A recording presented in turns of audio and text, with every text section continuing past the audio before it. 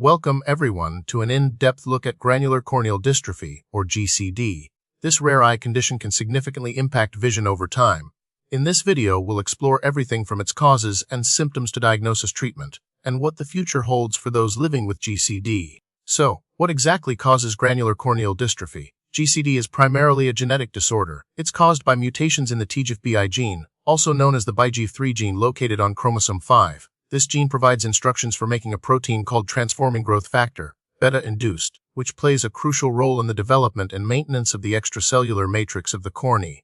Inheritance is typically autosomal dominant, meaning that only one copy of the mutated gene is needed to cause the disorder. If one parent has GCD, there's a 50% chance their child will inherit it. Let's delve into the pathophysiology of GCD. The mutated TGFBI gene leads to the production of abnormal protein deposits in the cornea. These deposits are primarily hyaline material, which accumulate in the stroma, the middle layer of the cornea. Over time, these deposits increase in size and number, disrupting the normal corneal structure and leading to clouding or opacities. This disruption affects how light passes through the cornea, ultimately impacting vision. Granular corneal dystrophy is considered a relatively rare condition. While precise prevalence data is limited, it is observed in populations worldwide. Specific studies have noted higher frequencies in certain geographic regions, suggesting potential founder effects within these populations. Because GCD is inherited, it often presents across multiple generations within affected families. The signs and symptoms of granular corneal dystrophy vary depending on the severity and stage of the disease. Many individuals with GCD may not experience symptoms until their 20s or 30s. The hallmark symptom is the presence of small, white breadcrumb-like or granular deposits in the cornea. Initially, these deposits may cause only mild vision disturbances, such as glare or halos around lights, particularly at night. As the deposits increase and coalesce, they can lead to more significant vision impairment, including blurred vision and difficulty seeing in bright light. Some individuals may also experience recurrent corneal erosions, which can cause pain, redness, and sensitivity to light. Diagnosing granular corneal dystrophy typically involves a comprehensive eye examination by an ophthalmologist.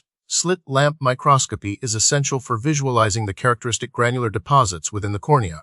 In some cases, corneal topography or anterior segment optical coherence tomography, or OCT, may be used to assess the extent and depth of the deposits. Genetic testing can confirm the diagnosis by identifying mutations in the TGFB gene.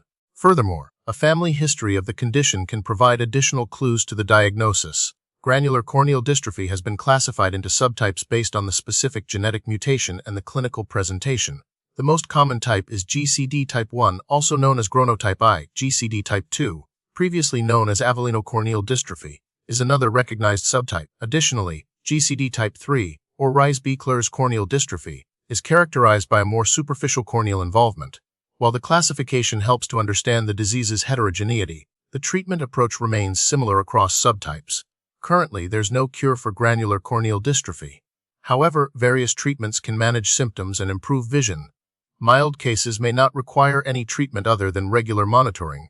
For more significant vision impairment, options include lubricating eye drops to alleviate dryness, bandage contact lenses to protect the cornea, and superficial keratectomy, or PTK, to remove the superficial corneal deposits. In advanced cases, a corneal transplant, either a partial thickness transplant called DLK, or a full-thickness transplant PK, may be necessary to restore vision.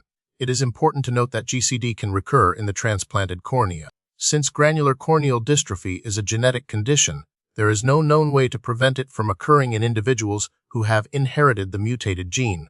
Genetic counseling is recommended for individuals with a family history of GCD who are considering having children. This can help them understand the risk of passing on the condition to their offspring. Early diagnosis and monitoring are crucial for managing the disease and preventing vision loss. The prognosis for individuals with granular corneal dystrophy varies. In many cases, the condition progresses slowly, and vision can be maintained with appropriate management. However, recurrence after treatment, including corneal transplantation, is possible. Recent research focuses on gene therapy approaches that aim to correct the underlying genetic defect in TGFI. While these therapies are still in the early stages of development, they hold promise for future treatments that could potentially halt or even reverse the progression of granular corneal dystrophy. Further research is also exploring non-invasive imaging techniques to better monitor the disease's progression and treatment response. Thank you for joining us in learning about granular corneal dystrophy.